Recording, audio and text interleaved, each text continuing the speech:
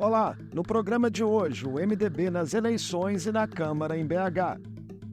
Em Minas, a tradicional legenda está no comando dos legislativos estadual e da capital e fechou um acordo com o PSB para tentar chegar ao poder executivo da principal cidade do estado. O que guiou essa decisão? Quais serão as principais plataformas da campanha em um quadro pulverizado?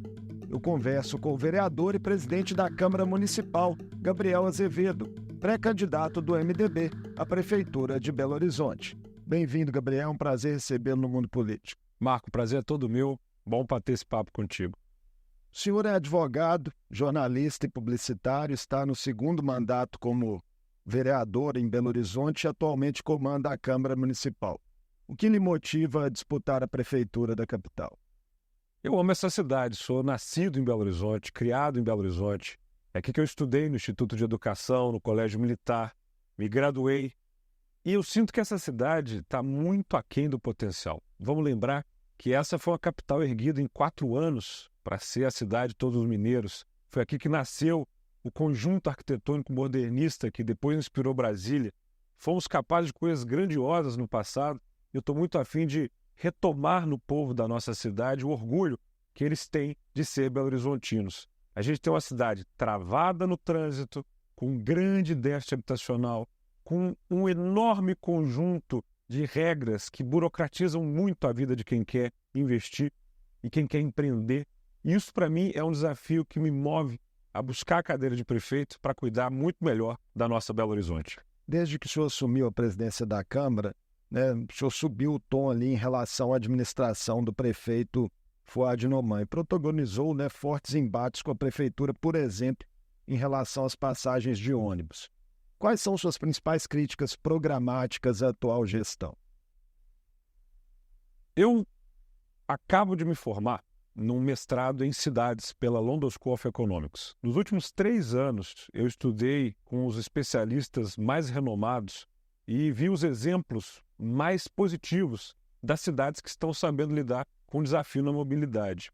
E vi a Belo Horizonte ir na direção contrária. Por exemplo, aqui na capital você tinha um modelo de cobrança dos ônibus que baseava-se na passagem de cada passageiro. Isso estimulava o empresário a colocar mais gente dentro do veículo e tratar as pessoas como sardinha. Como vereador, eu consegui mudar isso, fazendo o sistema passar para quilometragem, o que gera mais ônibus nas ruas. Outra coisa que a gente conseguiu foi a tarifa zero para vilas e favelas, por exemplo. Também a tarifa zero para os estudantes. E todas as vezes que eu dava essas ideias para a gente implementar na cidade, a postura do prefeito e da própria prefeitura era de deixar as coisas exatamente como estavam. E isso, é claro, exigia por parte do parlamento altivez. Vamos lembrar que no Brasil é tradição ou é costume que as prefeituras mandem nas câmaras municipais, que os governos mandem nas assembleias. E tanto eu quanto o Tadeuzinho, que temos também a mesma idade, 38 anos, defendemos a autonomia e a independência do Poder Legislativo. É só com a fiscalização, com a capacidade de cada vereador de dizer onde é que está errado e onde é que as coisas têm que ir certo, é que a gente faz a cidade avançar. Esse foi um embate protagonizado na mobilidade entre um prefeito que queria deixar as coisas como elas estão e um vereador, presidente da Câmara, que queria mudança. Por exemplo, outra mudança que eu implementei. Antes, os empresários de ônibus recebiam as multas por ônibus sem ar-condicionado, sem suspensão, sem qualidade. Nunca pagavam. Nós criamos um modelo subsidiado em que, se a qualidade não existe, tem um corte no subsídio. Não está bom ainda. Tem muito a melhorar. Mas eu não confio na capacidade desse prefeito atual de fazer essas mudanças. E também por isso eu gostaria de ocupar esse espaço. Uma remodelação do centro da capital vem sendo uma das pautas em destaque na sua pré-campanha, com a defesa ali de adensamento e verticalização, medida que tem alguns críticos. Quais seriam os caminhos para uma requalificação daquela região na sua visão?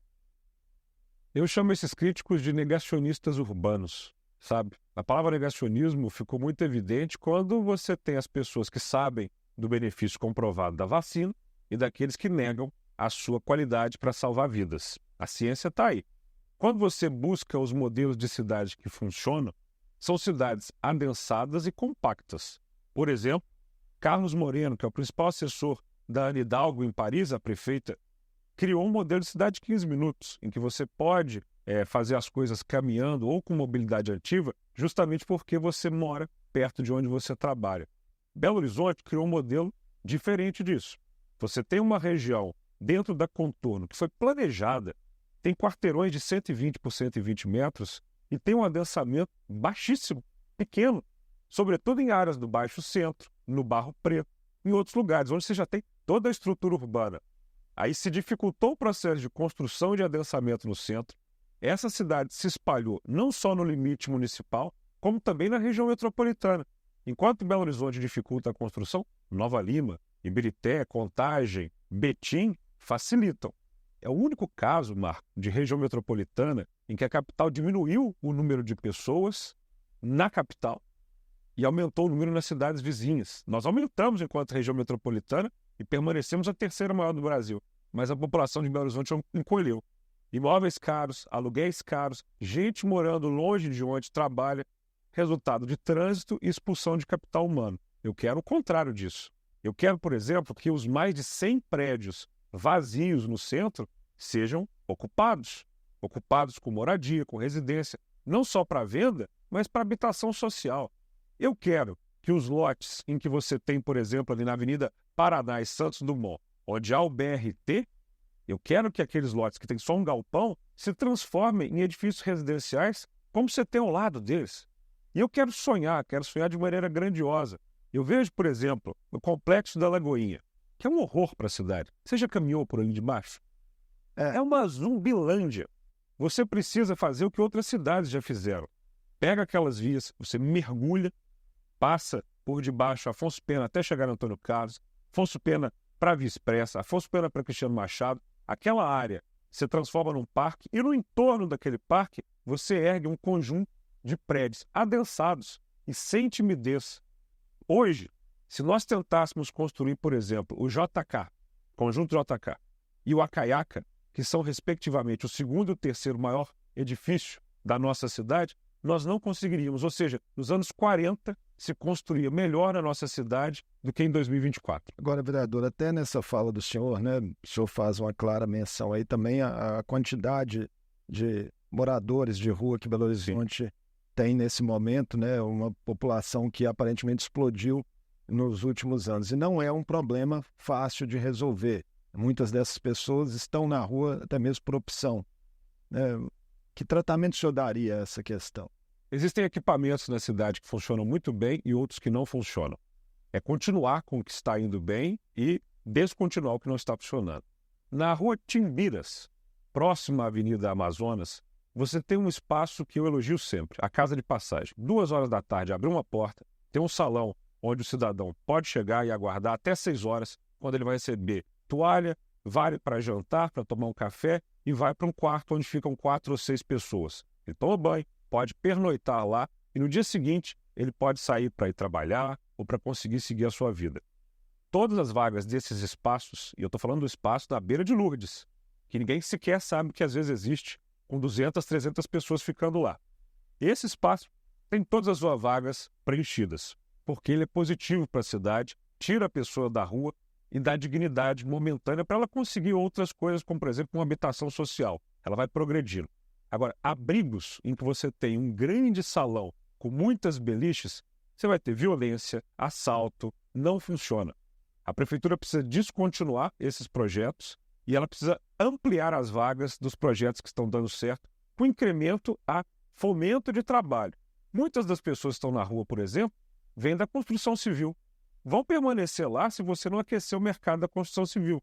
Então você precisa aumentar o número de emprego para, com o suporte do Estado, dar os primeiros passos para que essa pessoa recupere a dignidade e depois se insira na vida. O que não dá é partir do pressuposto que rua é lugar para as pessoas morarem. Isso, para mim, não é digno. A gente tem que aproveitar a presença do senhor aqui para falar um pouco do que aconteceu na Câmara Municipal também nesses últimos anos. O senhor enfrentou ali tentativas de impeachment e rompeu com o grupo conhecido como Família Aro, após chegar com o apoio desse grupo à presidência da Casa. O atual secretário da Casa Civil do Governo de Minas, Marcelo Aro, já lhe chamou de traidor em algumas entrevistas à imprensa por supostamente descumprir um acordo ali de revezamento no comando no Legislativo. Por que, afinal, vocês romperam?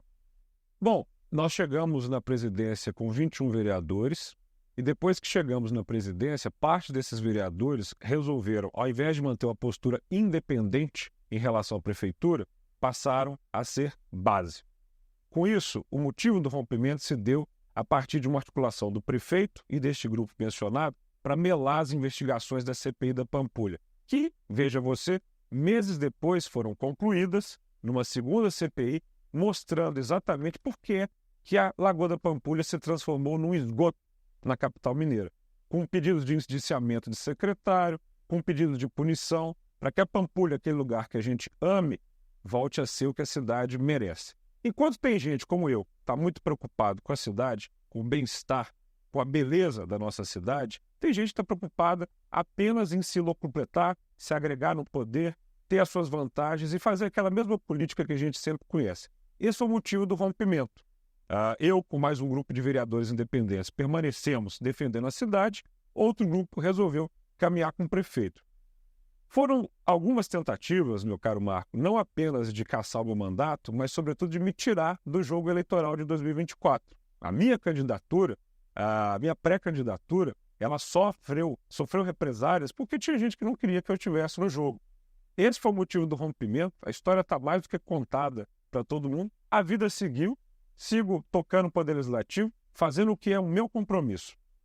Esse grupo familiar deve continuar fazendo muitas cadeiras na Câmara. Como que o senhor lidaria com ele e com o conjunto dos vereadores em uma eventual gestão como prefeito?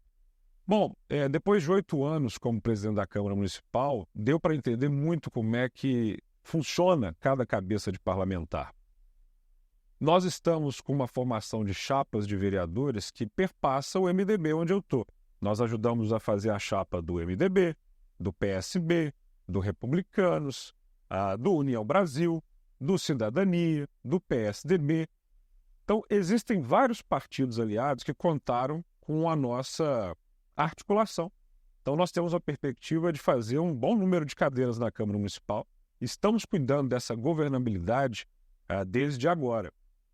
Em relação ao resultado eleitoral, ao contrário do prefeito, que agora está na cadeira, eu não vejo o Poder Legislativo como um adversário. Eu não tenho um problema de um vereador apontar um defeito na cidade. Quando um vereador te aponta que pode ser melhorado, você tem nele um aliado. Olha, esta rua aqui não tem asfalto. Esse bairro está mal cuidado. Isso não é o papel de quem quer o seu governo mal. Isso é a função de vereador. Há 8 anos eu sou um vereador independente. Todas as vezes que a ideia de um prefeito é positiva, eu apoio. Quando eu não gosto, eu critico.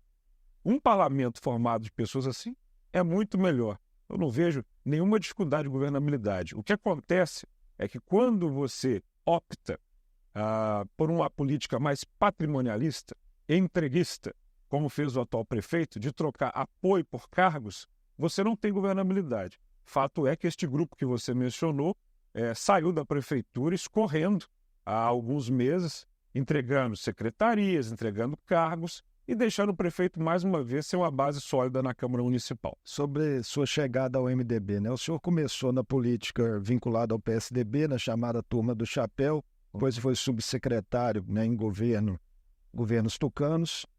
Governo De Antônio Anastasia. Isso. E justamente nessa época, o senhor chegou em determinado momento a afirmar que Ulisses Guimarães teria nojo do MDB mineiro. 2014 isso. O que mudou de lá para cá? Suas convicções políticas ou o MDB? As minhas convicções continuam as mesmas. Veja, em 2006 foi a minha primeira campanha. Eu participei da reeleição do Aécio. E do outro lado estava o MDB.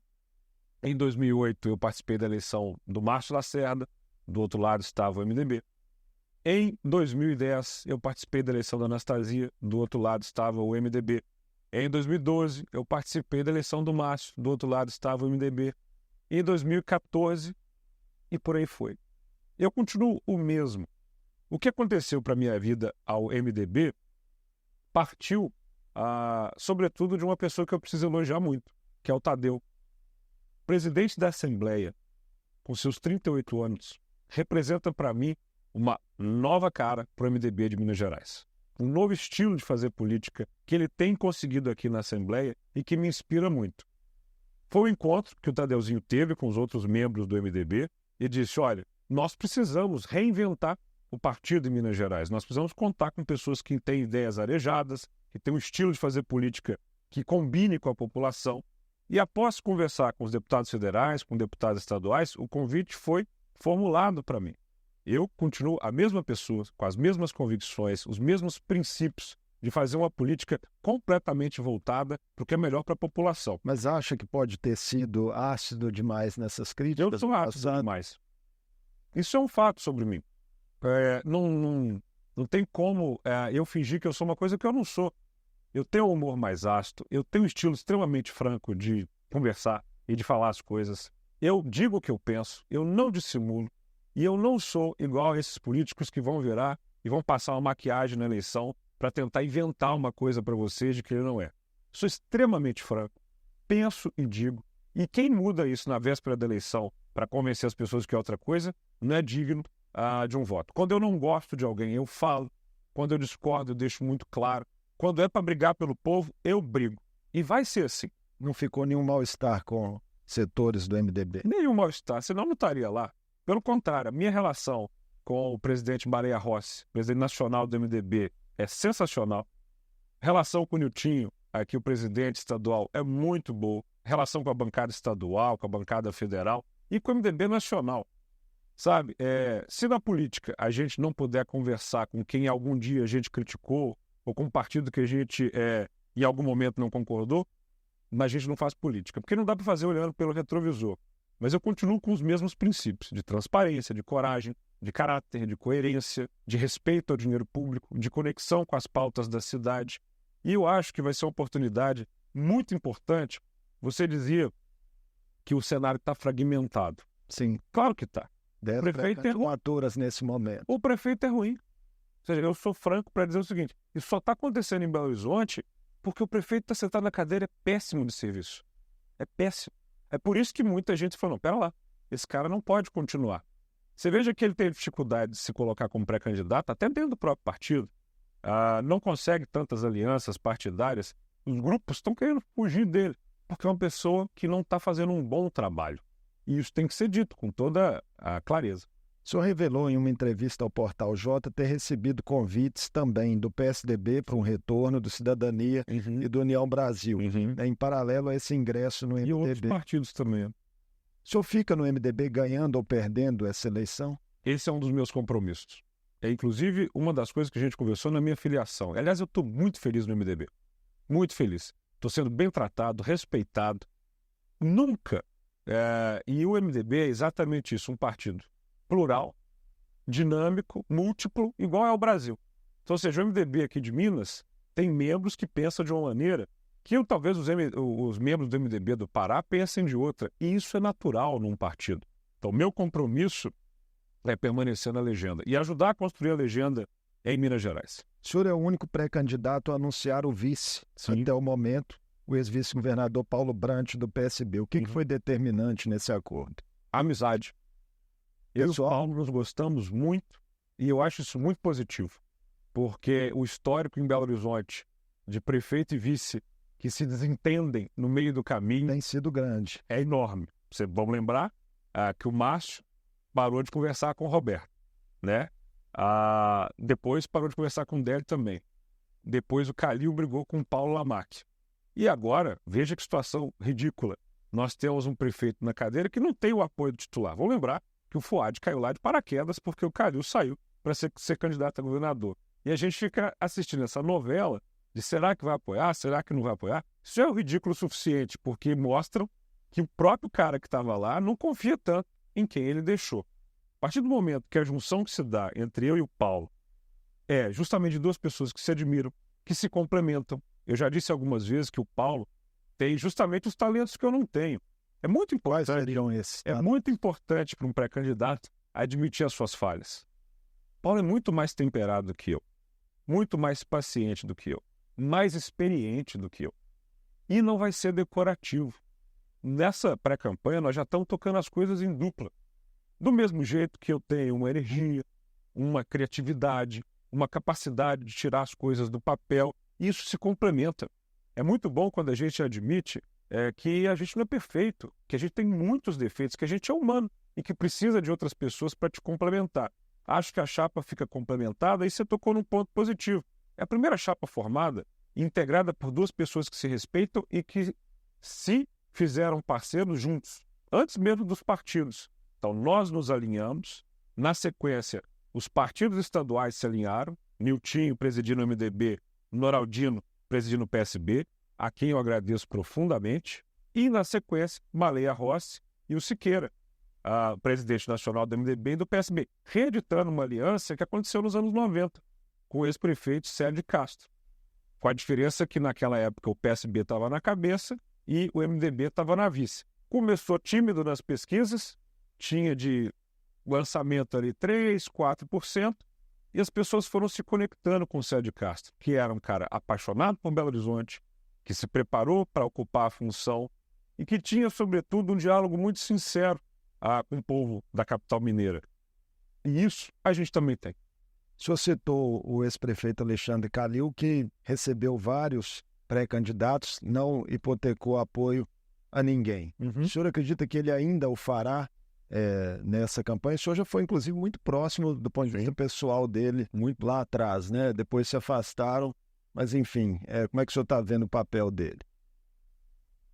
Eu acredito piamente que o ex-prefeito Alexandre Calil tem apenas uma opção de apoio nessa eleição, Fuad Noman. Ele está no PSD, o ministro Alexandre da Silveira já deu a linha para ele, ou o senhor apoia o Fuad ou caça rumo.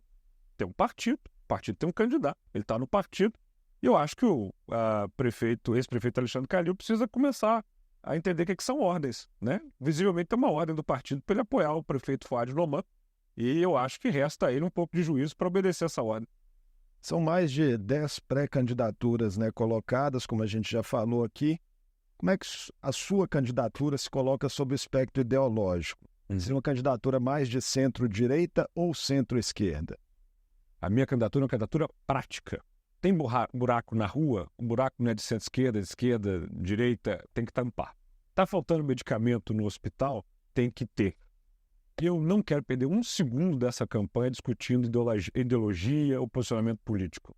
Porque se eu for parar aqui para explicar, por exemplo, uma ideologia que eu defendo, o social-liberalismo, seja, uma ideia de que o Estado tem um papel, ao mesmo tempo o mercado tem ali as suas funções, e nos lugares do planeta em que me inspiram com IDH positivo, indicadores positivos... A pergunta foi o PSB, por exemplo, é um partido, né, que se reconhece de... Se a gente for entrar nos partidos brasileiros, nas ideologias deles, aí nós vamos ter que parar tudo para fazer uma aula de história e mostrar o que é o conservadorismo, o liberalismo, o socialismo. E, enquanto isso, eu preciso resolver, sobretudo, 3 coisas na minha cidade: teto, trabalho e transporte, sabe? Em matéria de teto, eu quero, de fato, estimular a construção civil a adensar Belo Horizonte. Quero prédios, residências e acabar com o déficit habitacional. Segundo, eu quero gerar empregos. Para isso, eu tenho que tirar a burocracia do caminho e fazer com que o empreendedor chegue na capital mineira. É inconcebível para mim ver grandes empresas de tecnologia, como essa que foi para Nova Lima agora de insulina, ou outras que estão se instalando em Contagem, enquanto eu tenho o Vale do Jatobá no Barreiro, tem grandes porções da região norte. Eu preciso que esses lugares de geração de emprego se deem aqui na capital. E eu preciso muito fazer com que haja um entendimento na cidade que morar perto de onde se trabalha, não necessariamente geograficamente, mas com vazão, vai diminuir o trânsito. Por exemplo, a estação São Gabriel, que conecta aquela região ao centro da cidade com velocidade, no entorno dela você não tem adensamento. Se eu tivesse ali uma porção de prédios residenciais, as pessoas poderiam rapidamente da São Gabriel vir para o centro. Os lugares que funcionam no planeta, como Hong Kong, Tóquio, que são cidades muito populosas, elas fazem essa conexão.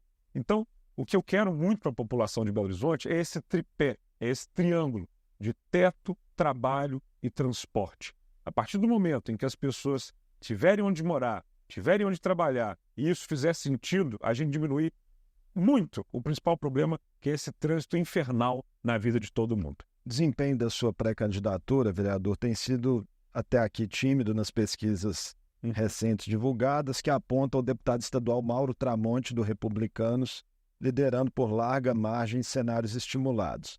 Mesmo se esses números não evoluírem nas próximas semanas, e caso você e Paulo Brant não consigam aí ampliar apoios, as convenções vão referendar a chapa MDB-PSB? Pode anotar, fica o convite para você. No dia 27 de julho é a convenção do MDB para referendar o meu nome como candidato a prefeito, e no dia 28 de julho é a convenção do PSB para referendar o nosso vice-prefeito Paulo Brant. Você sabe que o Paulo me contou uma história muito boa, que todo mundo falava que o Zema jamais ia virar governador. A essa altura, né, faltando alguns meses para a eleição, em 2018, ele não marcava nem 1%. Sim, 1%. O Márcio Lacerda também tinha 3%, no início 4%. A Anastasia, 3%, 4%. Sabe, se a gente fosse basear as eleições na pesquisa quantitativa a um tempo tão distante, não precisava fazer eleição, né? Nós vamos terminar por aqui. Mas o que acontece durante a campanha? Nós temos a oportunidade de olhar para essa telinha aqui, ó, encarar o povo de Belo Horizonte e falar: gente, vamos falar sobre a nossa cidade? Vamos falar sobre o que está precisando? Eu quero compartilhar ideias com você. E se a gente compartilhar essas ideias juntos, quem sabe a gente cria um acordo para ir junto para a prefeitura e fazer o que precisa ser feito na cidade. A troca de ideias, o debate sincero entre os candidatos vai mostrar biografias, preparos, visões de mundo, soluções para os problemas, e isso muda a opinião das pessoas. É por isso que candidatos que não estão na frente no início ganham, e às vezes quem larga com muito perde. Dia desses eu estava almoçando até com o ex-prefeito João Dória. Ele falou: Gabriel, você sabia que na primeira pesquisa que saiu em São Paulo, Celso Russomano estava com 38% e eu estava com 1%? O que acontece é que nós vivemos hoje um modelo político muito midiático. Meu amigo, gosto muito dele, o Mauro Tramonte, há 15 anos apresenta um programa de televisão, o Balanço Geral na Record. É uma audiência enorme. A Record é um canhão. Então, certamente, na hora que é apresentado a lista de pré-candidatos à população, eles vão olhar e falar: opa, esse daqui eu conheço. Como outros são mais conhecidos. Eu ainda sou desconhecido de quase 90% da população de Belo Horizonte. E vou ter aí uma oportunidade de me apresentar nos próximos meses. Polarização nacional Lula versus Bolsonaro segue calcificada na sociedade. Segundo muitos analistas, vai ter peso em capitais e em grandes cidades pelo país. Isso vale para Belo Horizonte? Nenhum nem outro vão governar a nossa cidade. Eu acredito piamente que a eleição de Belo Horizonte, como já mostrou no passado, está preocupada com Belo Horizonte. Eu acho fundamental que o povo perceba que os assuntos da capital devem ser tratados por quem consiga caminhar por pernas próprias. Tem gente aí que, se não tivesse padrinho político, sequer era candidato.